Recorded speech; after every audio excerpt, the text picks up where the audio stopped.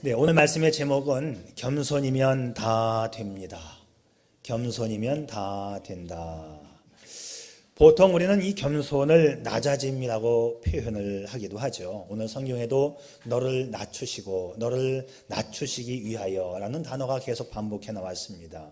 낮아진다는 것은 외형적으로 나타나는 현상이고 인격적인 덕목이지만 겸손은 겉으로 보여지는 것뿐만이 아니라 내면에서부터 만들어져서 나오는 인격입니다. 그래서 이런 말이 있어요. 에머슨이 한 말인데, 우리 뒤에 무엇이 있고 앞에 무엇이 있느냐는 우리 안에 무엇이 있느냐에 비하면 아주 작은 문제이다.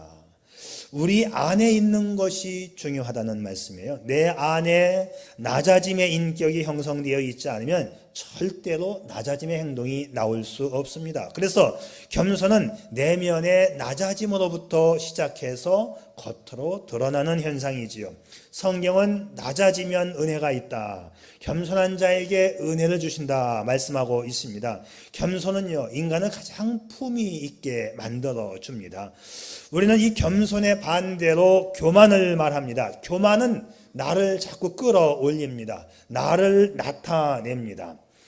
물론 겸손도 나를 나타내는 것이지만 겸손은 타인과 외부의 덕목을 받아들여서 내 내면 속에서 잘 조화시켜냅니다. 그래서 겸손의 특성을 또 저는 수용성이라고 이렇게 한번 해보았어요.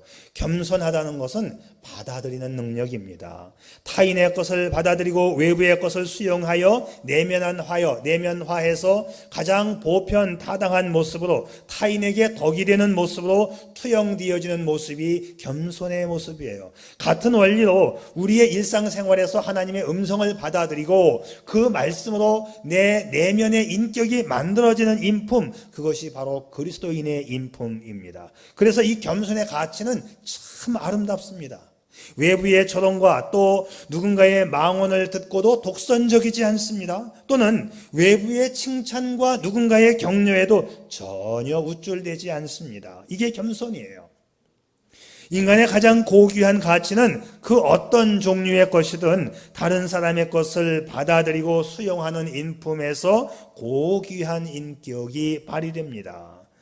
누가 사람에게 인정받을까요? 나 잘났다고 나 좀 알아달라고 나를 자랑하고 내 주장을 관철시키는 사람, 이 독선적인 사람이 인정받을까요? 천만의 말씀. 세상이 가면 갈수록 차가워지기 때문에 세상은 겸손하고 따뜻한 사람을 찾습니다. 지난 시간에 말씀의 제목 기억하세요? 성실하게 행하면 다 됩니다 였어요. 성실하게 행하면 다 된다. 오늘은 겸손하게 행하면 다 된다입니다. 성실함도 내면의 인품이 바탕이 되어서 현실화되는 인격이고 이 겸손도 내면의 인격이 현실화되는 것입니다. 자, 우리가 상황 속에서 나를 잘 다듬어서 나를 표현할 줄 알아야 합니다. 이것이 겸손의 인격이에요. 전에도 제가 이 말씀 드린 적이 있는데 기억하시는지 모르겠습니다. 충청도 이발소에서 있었던 이야기인데 어느 외국인이 충청도에 있는 이발소에 갔습니다. 이발소에 들어가서 이발소에 대기를 하면서 의자에 딱 앉았어요. 충청도 이발사가 충청도 말로 와시유? 그리고 물어봤어요. 와시유? 그러니까 이 외국인은 어떻게 들었냐 하면 이걸 영어로 알아들었어요. What see you? 이렇게. 당신은 무엇을 봅니까? 라는 식으로 이해를 했어요. 이 이발사는 영어도 할 줄 아는구먼. 그래서 앞에 거울이 보이잖아요. 이발소니까. 그래서 거울이 영어로 뭐예요? mirror이죠. 그래서 mirror 그랬어요. 이 사람이 빡빡 밀라고 하는구나. 그리고 또 아예 물어보지도 않고 그냥 기계를 갖다 대고 머리를 다 밀어버렸어요. 외국인이 깜짝 놀라서 하는 말이 지금 뭐 하는 거냐고 했더니 잘못한 걸 그때 알고는 이 충청도 이발사 하는 말, 이건 어쩐데요? 자, 제가 하고 싶은 말은 뭐냐면 우리가 잘 알아듣지 못하거나 또 모르는 것 때문에 아는 척 하다가 낭패를 경험하는 경우가 종종 있을 수 있습니다. 내가 실수했다는 것, 내 무지를 인정하는 것, 이게 겸손이에요. 그런데 우리는 나를 인정하지 않으려고 해요. 끝까지 나를 막 관철시키려고 하고 나를 높이려고 하고 나는 1.1핵도 흠이 없다는 거지요. 여러분, 이 에머슨의 말도 이런 차원에서 이해해 볼 필요가 있는데 내 안에 어떤 심성이 있는가 하는 것입니다. 내 안에 나를 나타내고 내가 인정받으며 늘 나의 정당성만을 인정하려고 하는가, 아니면 세상의 그 어떤 말에도 내 안에 들어가기만 하면 그 모든 것들이 내 안에서 온유한 모습으로 바꾸어져서 밖으로 표출되고 있는가. 여러분, 겸손해야 합니다. 오늘 우리는 왜 겸손해야 하는가를 먼저 생각해 보려고 하는데, 겸손해야 하는 첫 번째 이유는 하나님은 겸손한 자를 쓰시기 때문입니다. 성경을 보면서 깨닫는 진리가 있습니다. 그것은 하나님은 사람을 쓰실 때 완성된 사람을 찾는 것이 아니라 다듬어서 쓰신다는 거 하는 것이지요. 우리의 인격은 완성품으로 각자에게 주어진 것이 아니라 우리의 인품은 만들어가는 것입니다. 훈련되지 않는 사람에게 일을 맡기는 것은 마치 칼을 쓸 줄 모르는 어린아이에게 칼을 맡기는 것하고 똑같고, 총을 쏠 줄 모르는 아이에게 총을 맡기는 것과 같습니다. 그래서 인격은 늘 성숙해 가는 겁니다. 언제까지? 죽을 때까지. 오늘 본문 2절의 말씀을 보겠어요. 하나님 여호와께서 이 40년 동안에 내게 광야의 길을 걷게 하신 것을 기억하라. 이는 너를 낮추시며 너를 시험하사 네 마음이 어떠한지 그 명령을 지키는지 지키지 않는지 알려 하심이라. 아, 그렇구나. 하나님께서 40년을 광야에서 걷게 하신 이유가 있구나. 나를 낮추시며 우리의 마음이 어떠한지를 시험하고 마침내 하나님의 명령을 따라가는 사람인가 아닌가를 알게 하기 위해서 나를 낮추셨구나. 사람은 자신이 무언가를 할 수 있다고 생각하면 철저하게 자기중심이 되어버리고 맙니다. 하나님을 의지하지 않는 본성이 있어요. 참 신기한 것은 우리의 낮아짐이 깊어지면 깊어질수록 하나님께 더 크게 쓰임 받는다는 거예요. 반대로 내가 교만해지면 교만해질수록 마귀에게 쓰임 받습니다. 여러분, 마귀의 특징이 뭡니까? 교만. 마귀는 한마디로 말하면 교만입니다. 천사장 루시퍼가 자기를 높이고 나타내려는 이 교만이 하늘을 찌르다가 결국 타락하여 마귀가 됩니다. 술꾼은 술꾼을 좋아하듯이 교만한 마귀는 교만한 사람을 찾아서 자기 편으로 만듭니다. 여러분, 분명하고 확실하게 기억하세요. 하나님께서 어떤 사람을 가까이 하시고 쓰시는가? 하나님께서 쓰시기 위하여 만들어 가시는 하나님의 백성의 기준은 겸손입니다. 왜 하나님께서 40년 동안 이스라엘 백성들을 이 호되게 훈련시키셨을까요? 오늘 본문에서 많이 나오는 단어가 낮추시며, 광야 가운데에서 하나님의 도우심이 없이는 어떤 것도 기대할 수 없는 존재로 인간의 연약함을 철저하게 깨닫게 하심으로 인간들로 하여금 이 겸손함을 배워서 철저하게 하나님을 신뢰하고 의존하게 하기 위하여, 그래서 하나님은 겸손한 사람만을 쓰시기 때문에 광야의 훈련을 통하여 그들을 겸손하게 만들었고 또 이 교훈의 말씀을 우리에게 주는 것입니다. 오늘 이 시간에도 하나님이 찾으시는 사람은 겸손한 사람입니다. 겸손한 사람만이 철저하게 하나님을 찾기 때문입니다. 하나님은 겸손한 사람을 쓰십니다. 하나님이 모세를 뽑아 쓰신 것도 천하 만물보다 심히 온유하고 겸손했기 때문이라고 성경은 말해요. 이 사람 모세는 온유함이 지면의 모든 사람보다 승하였더라. 존 웨슬리는 크리스천에게 겸손의 옷처럼 잘 어울리는 옷은 없다. 겸손의 의복은 유행을 타지 않는다고 말합니다. 겸손해지면 그때 하나님이 쓰십니다. 하나님이 쓰시면 그 보상은 축복입니다. 그래서 겸손하면 다 됩니다. 어떻게 되느냐? 하나님은요, 겸손한 자에게 은혜를 주십니다. 하나님께서 겸손한 자를 쓰신다면 하나님은 반드시 그에게 은혜를 베푸십니다. 우리가 본문의 말씀을 통해서 배우고 분명하게 깨닫는 사실은 뭐냐? 하나님은 겸손한 자를 쓰시고 은혜를 주신다. 이건 만고의 진리입니다. 변하지 않는 진리예요. 자, 보세요. 누가 가나안에 들어갔는가? 하나님께서 이스라엘 백성들을 철저하게 훈련시키시고 광야 생활을 마친 다음에 그 광야 생활을 통해서 낮아진 사람들이 가나안 땅에 들어갔다는 사실입니다. 젖과 꿀이 흐르는 그 땅, 말 그대로 약속의 땅이고 축복의 땅이고 은혜의 땅입니다. 이 가나안의 은혜는 광야 생활 속에서 겸손을 배운 사람들만 들어갔습니다. 인생을 살다 보면 여러 가지 환경의 벽을 만납니다. 경제적인 벽을 만나고 인간관계의 벽을 만나고 질병과의 벽을 만나고 다양한 벽을 만나지요. 그때 비로소 우리가 깨닫는 건 뭐냐? 내가 이렇게 연약한 내 실존의 존재를 파악하게 되는 거예요. 그때 내 실존의 모습이 나는 무능하다, 나는 절망이라고 생각하는 사람이 하나님을 찾는 것입니다. 그러나 조금이라도 자기가 할 수 있다고 하는 사람은 절대로 하나님을 찾지 않습니다.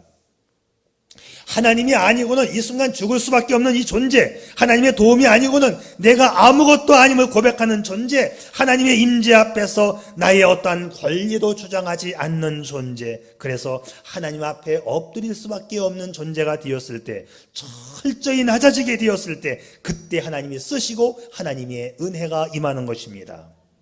어떤 방법도 의존할 수 없는 곳에서, 하나님만 바라볼 수밖에 없는 곳에서 우리가 경험하는 것이 뭐냐? 바로 하나님의 쓰심과 하나님의 은혜입니다.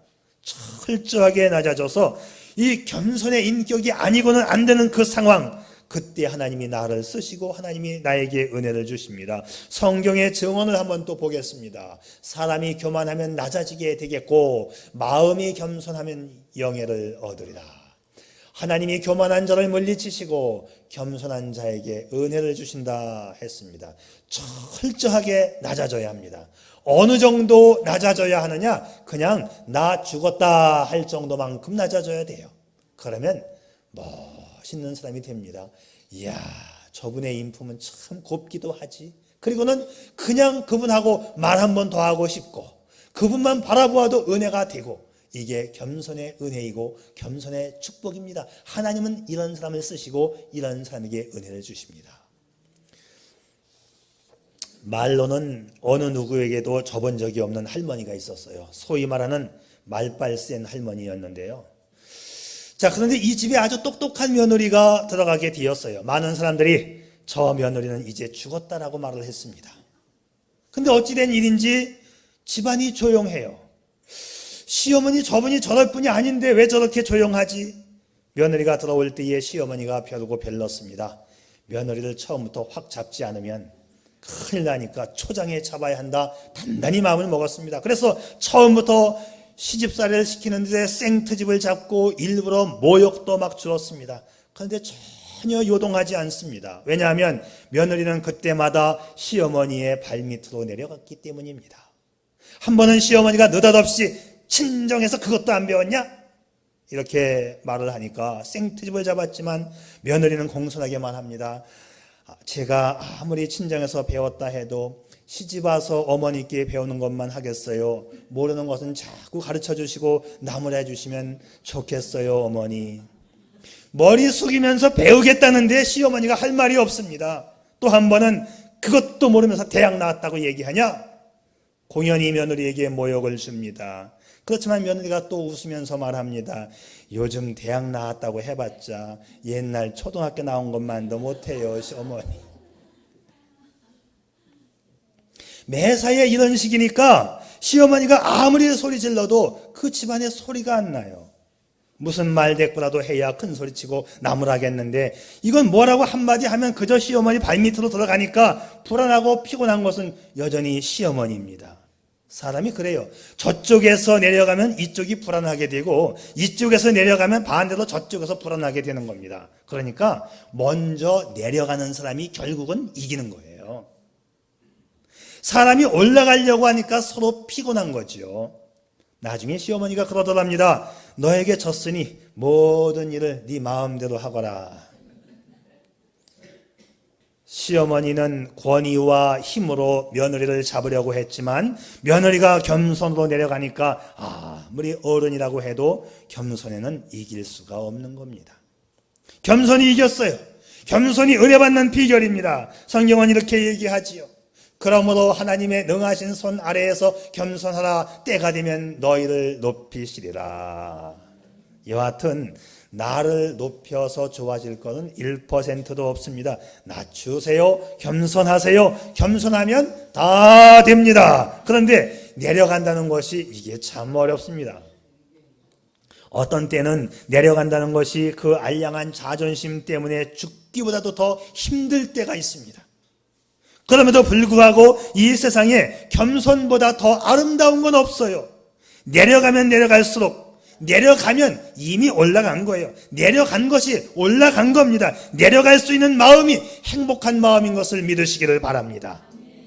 어느 날 랍비가 말하기를 진리는 길에 널려있는 돌멩이처럼 흔한 것이란다 말을 하니 제자는 선생님 그렇게 흔한 것인데 왜 사람들이 진리를 터득하지 못합니까? 그거야 사람들이 허리를 굽히기 싫어하기 때문이지 허리를 굽혀야 돌멩이를 주울 수가 있는데 그래요. 예수님께 복을 받는 가장 큰 장애물이 바로 겸손이에요. 복을 받지 못하는, 인정받지 못하는 장애물은 뭐냐? 내 교만, 내 자존심, 굽히지 못하는 뻣뻣한 허리와 목입니다. 허리를 굽혀야 진리를 터득하고 진리를 터득하여 참된 그리스도인이 되고 참된 그리스도인이 되어야 하늘 복을 받는 것입니다. 하나님은 겸손한 사람을 쓰신다고 그리고 겸손한 자에게 은혜를 주신다고 성경이 여러 곳에서 말씀하고 있어요. 자, 마지막으로 한 가지 더 기억할 게 있습니다. 겸손해서 하나님 앞에 쓰임받고 은혜를 받았으면 이제 다 끝난 건가요? 아니에요. 끝난 게 아닙니다. 이 겸손이라고 하는 것은요, 끝까지 가지고 가야 할 인격적인 덕목이라는 것이죠. 오늘 말씀을 보면 축복의 땅, 은혜의 땅을 바라보면서 모세가 염려하는 장면이 나와요. 자, 이제 고생 다 했는데 겸손의 훈련을 받고 이제는 주님이 주시는 은혜만이 남았는데 왜 이 노사도인 선지자인 모세가 염려할까요? 14절 말씀을 보면 내 마음이 교만하여 내 하나님 여호와를 잊어버릴까 염려하노라. 하나님께서 약속해 주신 그 땅에 들어가서 풍족하고 또 여유 있게 살게 되면 마음이 교만해져서 하나님을 잊어버릴까 내가 염려가 된다고 말하고 있는 것입니다. 사람이 언제 교만해지느냐? 모든 여건이 채워지면 교만해져요. 그때 사람은 교만해지고 교만의 결과로 하나님을 잊어버리는 것입니다. 겸손이 지속될 때 여호와를 기억하지만 여건이 좋아지고 교만해지면 그때는 하나님을 잃어버릴 확률이 아주 높습니다. 그래서 겸손은 끝까지, 겸손은 죽을 때까지 가지고 가야 됩니다. 겸손만 가지고 가면 다 하나님이 해결해 주십니다. 끝까지 가는 거 여러분 잊지 마십시오. 아프리카의 어떤 부족은 기우제를 지내면 틀림없이 비가 온답니다.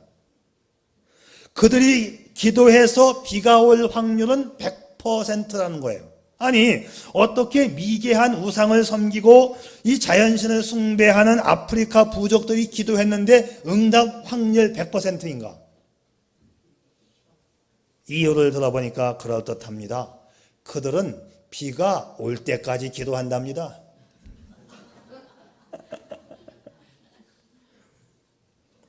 여러분, 하나님의 은혜와 축복을 계속 받는 비결이 뭔지 아세요? 끝까지 겸손의 인품을 유지해 갈 수 있기를 바랍니다. 광야를 지나고 있을 때 여러분의 손을 붙잡아주는 강력한 끈이 뭐냐? 내가 하나님과의 소망의 끈을 끝까지 놓지 않는 것입니다. 인생은 끝나기 전까지 끝난 게 아니에요. 하나님과 나와의 이 관계의 교제의 끈을 끝까지 붙잡고 겸손의 삶을 살아갈 수 있기를 축복합니다. 여러분이 광야의 시간을 지나가고 있다면 그 시간이 겸손을 배우는 시간임을 알아야 합니다. 하나님의 도우심만이 유일한 소망이 되는 그때에 하나님의 역사를 경험하게 되는 것입니다. 끝까지 겸손을 지켜갈 수 있기를 바랍니다. 로마에 가면 개선문이 있죠. 로마에 다녀오신 분들은 개선문을 보고 오셨을 테인데 이 고대 로마에서는 전투에서 승리한 장군이 돌아올 때에 그 개선 장군의 귀환을 환영하기 위해서 이 개선문 주변에 사람들이 모이게 됩니다. 그 개선 장군의 행렬 가운데는 개선 장군만 지나가는 것이 아니라 승리의 증거로 잡아온 그 전쟁 포로들도 함께 그 개선문을 통과하게 됩니다. 이 개선의 행렬이 이 도심을 지나갈 때에 군중들은 그들의 영웅인 그 개선 장군을 향하여 수많은 박수갈채를 보냅니다. 자, 그런데 한 가지 특이한 점은 이 장군이 마차를 타고 그 행렬을 지나갈 때에 장군의 옆에 또 한 사람을 태우게 되는데 전쟁터에서 붙잡아 온 노예 한 사람을 장군 옆에 같이 태운다는 거예요. 로마인들이 열광적으로 장군을 칭송할 때 그 옆에 타고 있는 노예는 장군에게 귀에 대고 이렇게 말을 속삭입니다. 당신도 언젠간 죽을 인간입니다. 당신도 언젠간 죽을 인간입니다. 이 말을 하기 위해서 노예 한 사람을 태운다는 것이지요. 성공 가도를 달리고 있을 때, 목적한 바가 이루어졌을 때, 그때 사람에게는 자만심의 교만이 싹트는 것입니다. 그래서 성경이 하시는 말씀 또 한번 들어보세요. 그런즉 선줄로 생각하는 자는 넘어질까 조심하라. 하나님이 교만한 자를 물리치시고 겸손한 자에게 은혜를 주신다. 겸손하면 다 됩니다. 겸손하기만 하면 우리를 가까이 하여 주시고 우리를 쓰시고 우리에게 아낌없이 은혜를 부어주시는 하나님이십니다. 우리 반석교회가 겸손하여서 가정이 잘 되고 교회가 복을 받으며 세상이 밝아지는 축복을 경험할 수 있기를 축복합니다. 기도하겠습니다.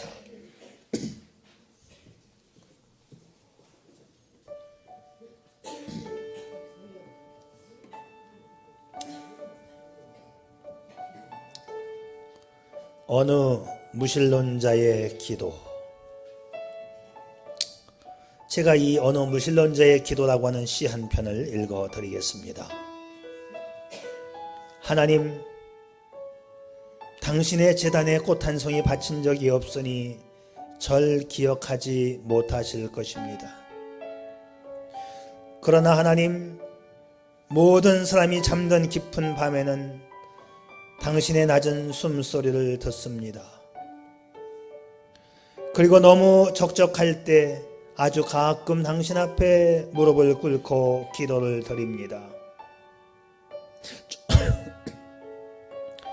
좀 더 가까이 가도 되겠습니까? 하나님,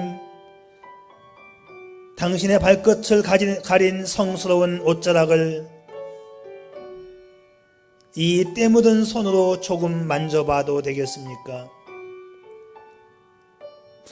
그리고 그것으로 저 무지한 사람들의 가슴속을 풍금처럼 울리게 하는 아름다운 시 한 줄을 쓸 수 있도록 허락해 주시겠습니까?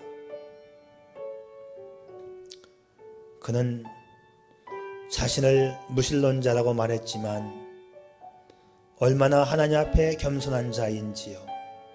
하나님을 그렇게 뜨겁게 사랑하고 가까이 가고 싶은 열망이 있음에도 불구하고 그는 믿음이 가장 적은 무신론자라고 표현을 하면서 하나님 앞에 가서 하나님의 옷자락을 만지고 싶다고, 그리고 사람들을 위로하고 싶다고, 그리고 그 손으로 아름다운 시 한 편을 또 쓰고 싶다고 말하는 이 어느 무명의 그리스도인처럼 하나님 앞에 그리고 사람 앞에 겸손으로 나아가는 저와 여러분, 우리 모두가 될 수 있기를 바랍니다. 겸손의 본을 보이시고 겸손한 자를 붙드시는 아버지 하나님, 가장 낮은 자리로 오셔서 우리를 구원해 주신 주님을 찬양합니다.